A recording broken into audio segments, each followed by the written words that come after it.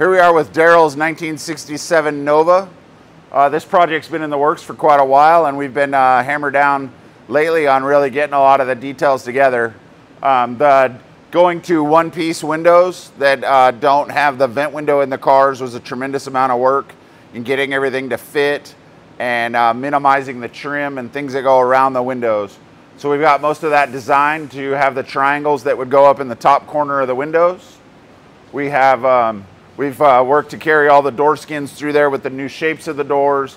We had to make the doors slightly longer on the outside to cover up the glass and give the glass a place where there's not this huge molding in between the quarter window and the door glass. In doing that, we've just kind of added some of the edges to improve the fitment and the shape of flattening out the door panels, getting all that flat so the trajectory through here is good, so there's minimal filler. We have the basis of what was a Chevy hood that was grafted into a Nova way back when, and we like the look of that, but we're going to probably design this hood in SolidWorks to make molds to make this hood in carbon. It will not fit on a stock Nova, just so you don't, everybody with Novas doesn't try to hit me up. You'd have to do all this work to your car to make it fit. We're trying to decide how the front of this hood will fit with these fenders, and just dealing with some of the shapes of where things are.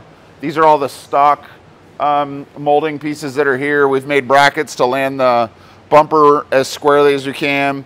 The lower section has been made many years ago, and we're looking at what's going to be made in carbon now that SolidWorks is much easier to use with design techniques that we have.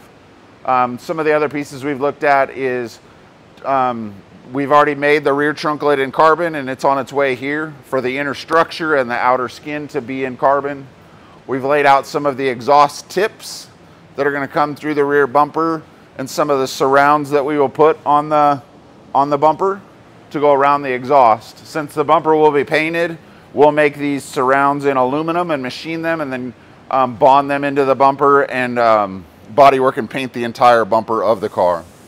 We've been working on designing the design elements of this rear valance. This is just a plasma cut flat section with an old East Bay muscle cars fuel fill cap from back in the day. Thanks, Steve. Someday we'll get this car done with these sponsored parts. As you can see, we've got the trunk lid rubber seal that goes around. We've got all the fuel tank and everything mounted in here.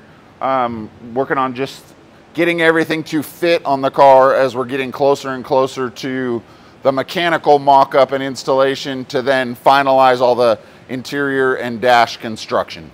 So in the engine bay, we finally got we've had the hair-up blower for a little while. We got the Wagner blower top that allows us to have the AN fittings on the back side of the blower so they're not sticking out and clogging everything up. We're gonna have to make a throttle body adapter to get around the bracket system and all the pieces that are here to get the air intake over to this inner fender. Some of the hood hinges have changed in the past 10 years, so we've upgraded the hood hinges to have integrated gas shocks instead of remote mounted ones, and so we're gonna wind up getting rid of these notches that were in there from years ago. We've set up the radiator in position and the grill so that we can start machining the headlight surrounds, the grill, and probably this closeout panel that'll go over this radiator as we put all that together. Once everything's kind of laid out of power steering reservoirs and everything functionally that will go in the engine bay, then we'll finish weld everything around the master cylinders, the steering column, just everything else that's in the car. So in the past 10 years that this car's kind of gone from being on hold, off and on, and being one of those, a project like that, now that we're consistently working on it, just things have changed. Things have gotten, you know, techniques, technologies, attention to detail, just what used to be high end back then is no longer the same. And so there's just been a lot of stuff of just improving different details over, I mean, pretty much this car was started on halfway through my 23-year career of owning the shop. And so there's things that we've just been considering of reshaping this front radius that goes over this so that it just doesn't look so flat.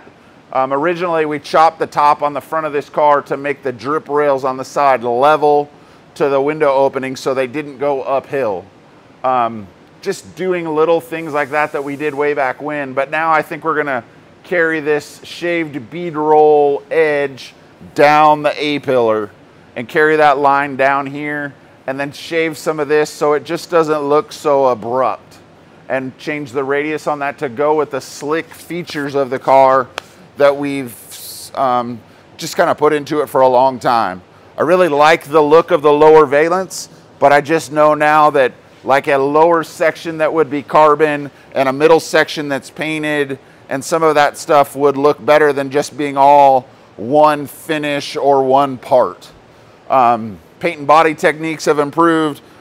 Just the ability of everyone in this industry has raised so much in the past 10 years that I feel like we want to bring this car out and have it be up to what is being done today. And so we'll probably have a scoop that goes in the middle of this hood. We'll probably put a vent in the back of the hood to let hot air out of the back of the hood. Probably use some of the parts that we use on the other Chevelles to go on a car like this. And then once everything is laid in place as far as final fender position, final door position, all those things are put together with the panels flowing smoothly and not just, you know, it's gapped. No, we want it gapped, and we want it on the same surface as you go down the side of the car. So you're not trying to cave and pave the middle of the door or doing different techniques like that. And then once everything is set in place, we will start designing the interior panels to be made in carbon to kind of go with the look of the car, where a large amount of the interior will be exposed carbon. So with all the hard work that Marcus has been putting in there, we'll just continue to get some problems solved with going to fixed mounted windows in the rear because of the ride height of the car, and getting the door glass and all the mechanisms machined, and the front triangles and mirrors and door handles put into everything, and getting all those details done so that we can proceed into the next phase. Stick around and continue to watch Darrell's dream come to life.